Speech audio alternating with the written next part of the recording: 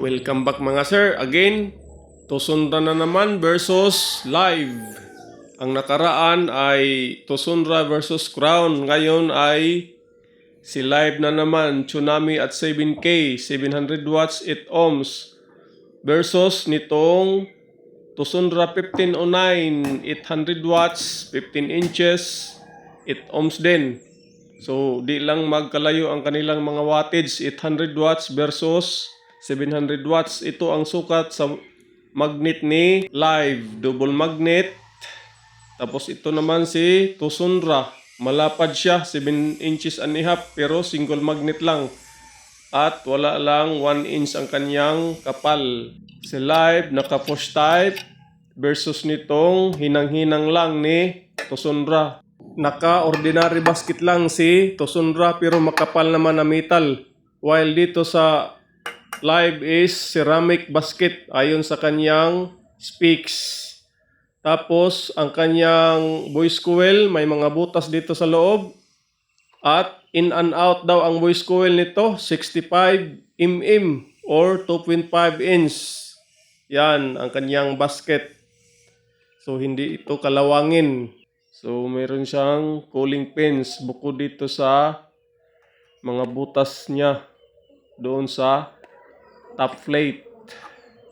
So, napakagandang speaker to. Dito naman sa Tusundra, wala siyang butas at walang screen dito sa kanyang pinaka-center na butas. At dito rin sa gilid, wala siyang butas. Unlike dito sa ating Live, meron siyang 6 na butas. At dito sa gilid ay sarado. Wala din siyang singawan. Ganun si Tusundra. Dito naman sa kanyang pigtail, makapal naman at hindi nakabalot ng shrinkable tube. So ito ang kanyang spider, kulay brown. Ikutan natin. Yan. Katamtaman lang. Di matigas, di rin malambot. Yan. At in fairness mga sir, ang kanyang cone ay makapal.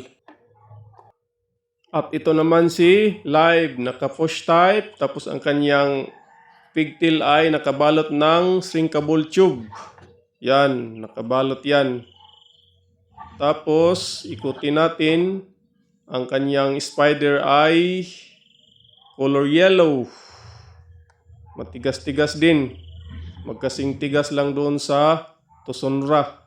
So, siyempre, ito ang kanyang mga butas na tapat doon sa kanyang voice coil. Bali, pinaka-breather niya. Halimbawa, kung mag-iinit ang kanyang voice coil, meron siyang singawan. At siyempre, basta Live, makapal ang cone. Sa ibabaw ay treated, pero dito sa ilalim ay hindi treated ang kanyang cone. Yan. Ito po ang mga cone nila. Same lang, treated lahat sa pangibabaw pero sa ilalim ay hindi treated. Itong si Live ay mas matangkad ng wala lang 1/2 inch dito sa Tusundra. Tapos ito ang kanyang surround damper. Ito ang kanyang cone, naka-half corrugated at half plain. At ito naman ang kanyang dust cap. Medyo maliit lang pero matigas. So ito ang kanyang surround pad na foam. Napaka-premium tingnan. While dito sa Tusundra, maliit lang at parang ordinary foam lang. Ito naman ang kanyang surround damper. Yan, magkasing laki lang dito sa Live. Medyo malaki ang kanyang 2 hams ito. Tapos, ito ang kanyang dust cap. Mas malaki kaysa dito sa Live. Ang cone sa Tusundra mga sir ay plain lang. Wala siyang corrugation. Yan. Plain lang siya at treated. So, okay na. Sa halagang 2,200 pesos, meron ka ng Tusundra. At si Live naman nasa 4,000 pesos. So, 15 inches and a half. Ang lapad ni Live. Ito naman si Tusundra, 15 and a half. Tapos malapad ang magnet ni Tusundra. While dito sa Live ay maliit lang pero double magnet naman. 1509 model, 15 inches, 800 watts, 8 ohms. Tapos dito sa Live, ito ang kanyang model, wattage, 8 ohms at Live brand. So, yun. Testing natin to gamit itong ating Sakura 737 na nakakunik sa ating Bluetooth. So, select tayo ng songs at palit-palitin natin sa pagtesting itong dalawang speaker na to. So, kayo na ang mamili mga sir. Tsunami versus Tosonra.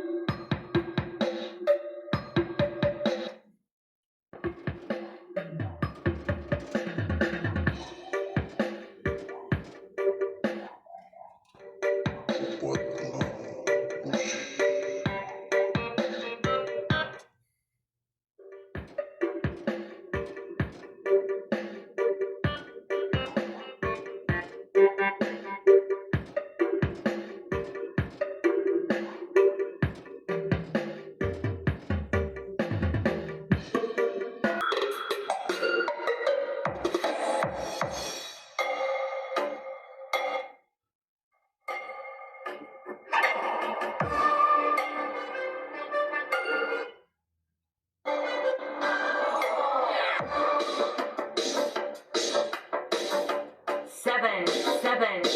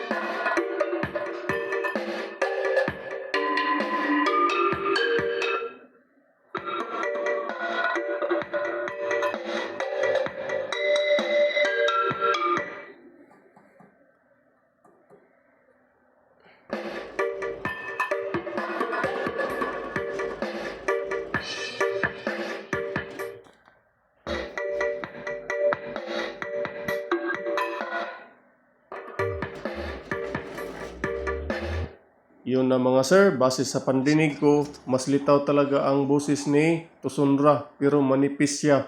Dito naman sa live, katamtaman lang pero makapal ang kanyang boses.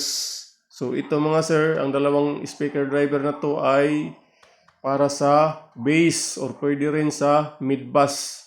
Thank you mga sir, this has been your 5-9 day. Salamat, hanggang sa muli.